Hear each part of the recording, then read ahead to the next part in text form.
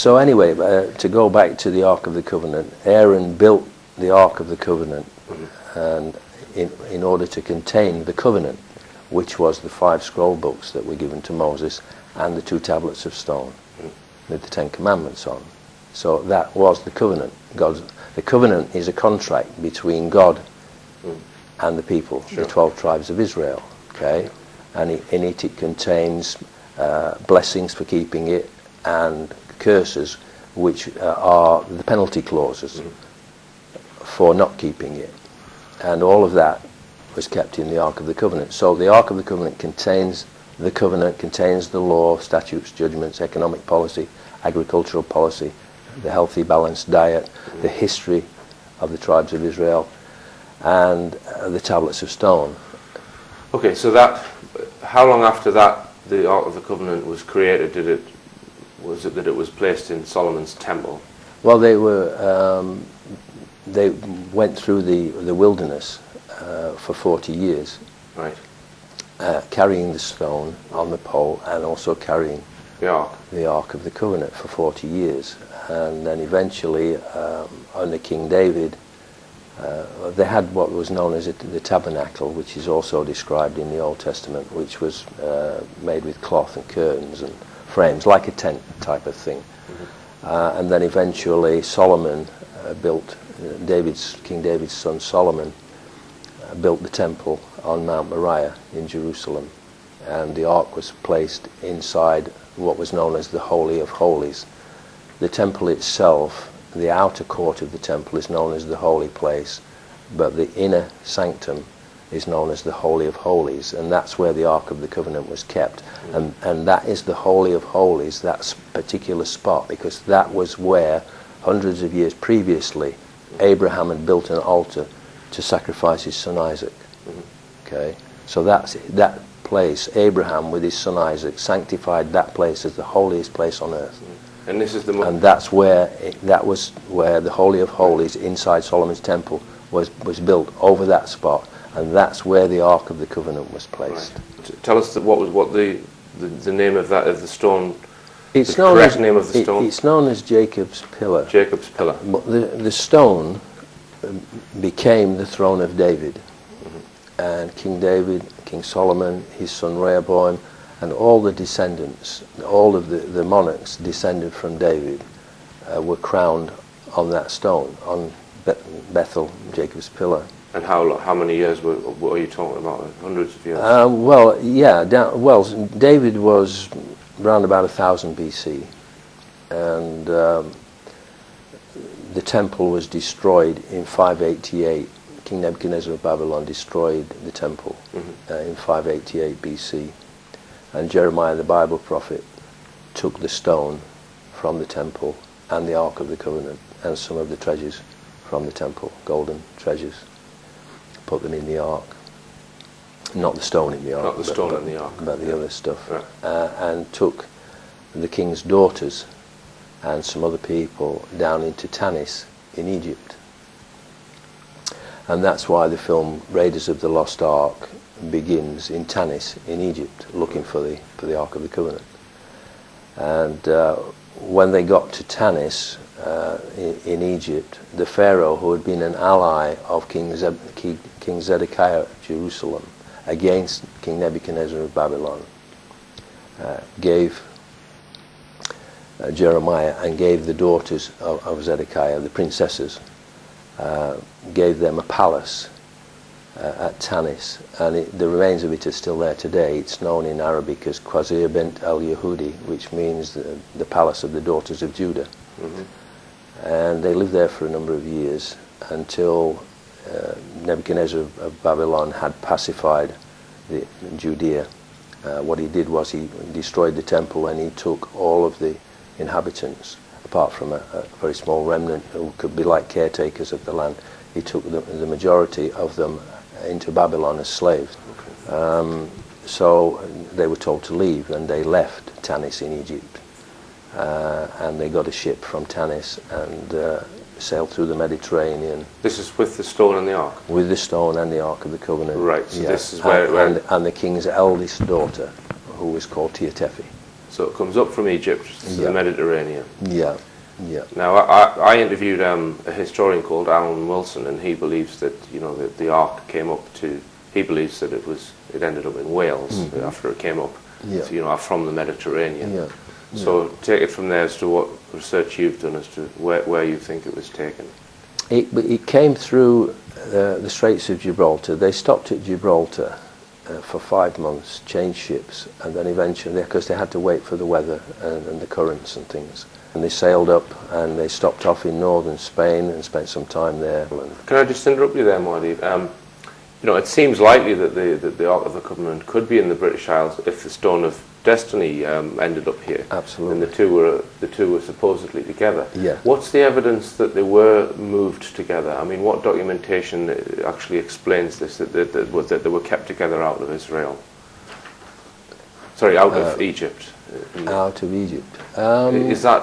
Is that accepted knowledge? It's in the Bible. It's in the Bible that the pillar and the ark were there. Right. At the time of Jeremiah. So we can discount the theory that the Ark of the Covenant is in Axum, in Ethiopia. Okay. So it comes up to Northern Europe. Yes. Tell us what happens then. Did it land in Cornwall, or you believe? First of all, yes. They when they were sailing from Spain and they were heading for Ireland, a storm blew up for a week and broke the oars and the rudder, and they couldn't steer the boat, so that only God could steer the boat. And he steered the boat where he wanted it to go, which was into Penzance Bay. In Penzance Bay there's an island, a small island that you can walk out to at low tide, called St. Michael's Mount, and next to it on the shore is a small town called Marazion. Well, Marazion. Marazion, yes, exactly. Zion. Yeah. Well, the ruler of Cornwall at that time was called Elatha, and they knew that they were part of the 10 lost tribes of Israel, and that Britain, including Ireland, at that time, the descendants of Dan, who was one of the 12 tribes of Israel, the father of one of the 12 tribes of Israel, had populated Ireland, the Danites. And in Ireland they were known as the Tuatha Dé Danann, which means the tribe of Dan.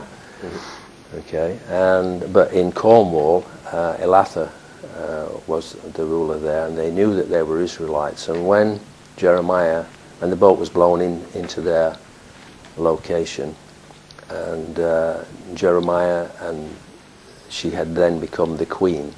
Teotefi was the elder daughter of King Zedekiah of Jerusalem.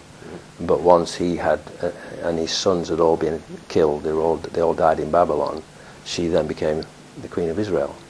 And so when Jeremiah and the Queen of Israel, Teotefi, landed at Marazion, they told Elatha about the fall of Jerusalem, the destruction of Solomon's temple, and all that had happened. And he wept bitterly over the fall of Zion.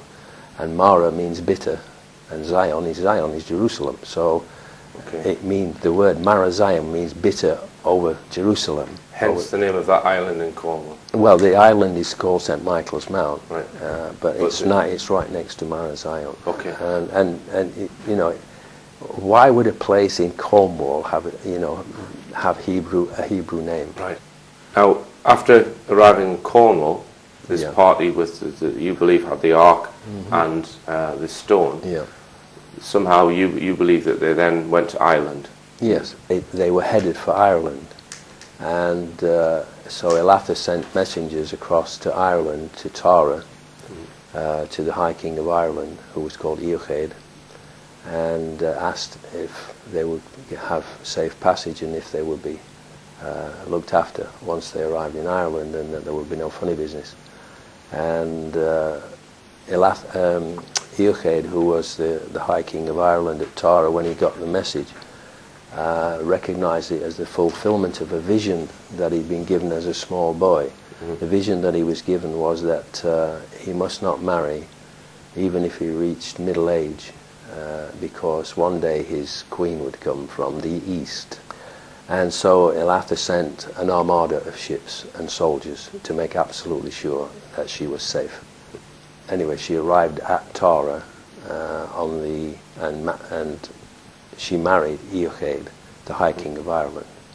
So can I interrupt there? In 583 is this would a classical historian agree with that, or is that this queen landed in Tara with the stone? There are legends in Ireland, yes, about this, right? And about an old man coming with a box, right, which is the ark, and a stone, and the princess and all of that, or the queen, and the marriage and all of that. Yes, right, that's in the records, and they were married over the coronation stone, the stone of destiny, on the inauguration mound at Tara, on the hill of Tara, on the 21st of June of 583 BC. Jeremiah came with the ark in a separate boat. And in Ireland at that time, there were all little kingdoms, like warlords, and they were all busy fighting each other. There was a war, and the people who wanted God's law implemented in Ireland were vastly outnumbered, but they defeated the others. And once it was safe, then Jeremiah came with the Ark of the Covenant, and they built what we would today term a university on the hill of Tara. It was called the School of the Olam, and there they taught God's law, the Torah, at this university. And all of the major families in Ireland would send their firstborn, their eldest son, to Tara to be taught the Torah, the law. And that's why the hill became known the Hill of the Torah, or Tara. It is now the Hill of Tara, but that's a corruption of the word Torah. Mm-hmm. And you believe the ark was put underneath that hill? Yes, yeah. Right. And was the stone with the ark at that point? Or? No, the stone, well, they were both on the Hill of Tara, mm-hmm, of Torah, but the stone was kept on the inauguration mound, so right, that all of the kings of Ireland could be crowned on it. Mm-hmm. Just as David and Solomon and all of their descendants had been crowned on it, including Sheetafi. They made an underground chamber on the hill of Torah in which to place the Ark of the Covenant for its safety.